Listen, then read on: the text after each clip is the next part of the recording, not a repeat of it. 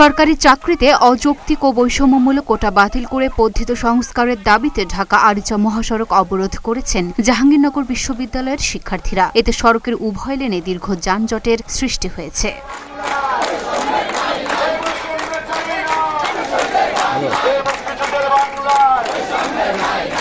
এখানে সকাল 10টা থেকে সন্ধ্যা অবধি অবরোধ কর্মসূচিতে দাঁড়িয়েছি। আর আমারা আমাদের অবরোধ সন্ধ্যা রায় যদি আমাদের পক্ষে আসে কেবলমাত্র তখনই আমরা উঠে যাব, অন্যথায় আমরা সন্ধ্যা পর্যন্ত এখানে থাকবো।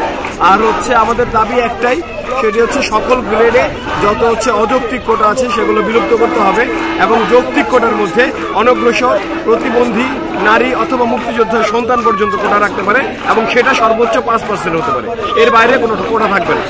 বুধবার সকাল 10:30টায় বিশ্ববিদ্যালয়ের প্রধান ফটক সংলগ্ন ঢাকা আরিচা মহাসড়ক অবরোধ করেন শিক্ষার্থীরা। এর আগে বিশ্ববিদ্যালয়ের কেন্দ্রীয় গ্রন্থাগারের সামনে থেকে বৈষম্য বিরোধী ছাত্র আন্দোলনের ব্যানারে একটি বিক্ষোভ মিছিল বের করেন শিক্ষার্থীরা। মিছিলটি বিশ্ববিদ্যালয়ের বিভিন্ন সড়ক ঘুরে প্রধান ফটক সংলগ্ন ঢাকা আরিচা মহাসড়কে গিয়ে শেষ হয়।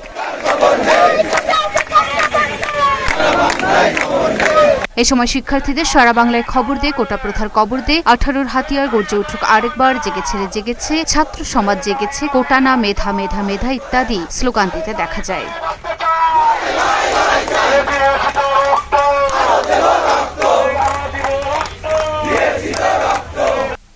এর আগে 4 দফা দাবিতে টানা আন্দোলন করেছেন জাহাঙ্গীরনগর বিশ্ববিদ্যালয়ের শিক্ষার্থীরা। সর্বশেষ একই দাবিতে গত সোমবার 4.25 ঘণ্টা ঢাকা আরিচা মহাসড়ক অবরোধ করেন আন্দোলনকারীরা। ওই দিন চলমান 4 দফা দাবিকে 1 দফা দাবিতে নামিয়ে এনে কর্মসূচি ঘোষণা করেন সাধারণ শিক্ষার্থীদের প্ল্যাটফর্ম বৈষম্য বিরোধী ছাত্র আন্দোলনের জাবি শাখার নেতারা। 1 দফা দাবিতে সর্বশেষ গতকাল মঙ্গলবার আধা ঘণ্টা ঢাকা আরিচা মহাসড়ক অবরোধ করেন শিক্ষার্থীরা।